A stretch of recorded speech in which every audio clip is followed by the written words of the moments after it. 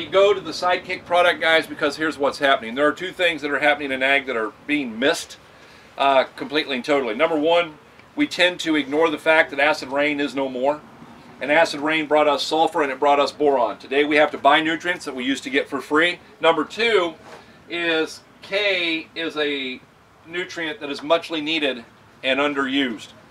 You can have high K levels, but they do not become available in your field until the soil temperature gets somewhere, depends on who you want to listen to, 65 to 75 degrees.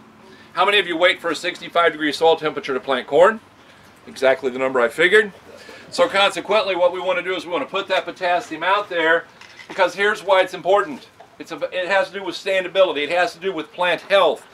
But guys, when you pull a corn crop out of the field, no matter what your yield, you take 1/4 of 1 pound of K for every bushel of corn. It never changes.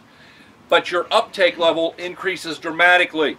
To move from 175 bushel corn to 250 bushel corn, the K uptake doubles. It takes nearly 450 pounds of plant available potassium getting shoved into that plant to raise a 250 bushel crop. And if you don't do that, you won't raise it.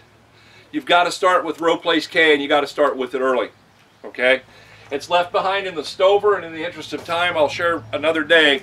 But please don't be selling your stocks unless you're getting about 400 bucks an acre for them. I really got to encourage you, that is not a good move for you.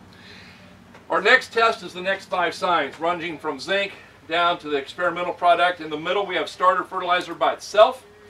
Coming this way, we added a pint of manganese, because that's what the soil test called for. So what do we get when we do that? Over here, we added 2 pints of zinc, because that's what the soil test calls for. What do we get when we do that?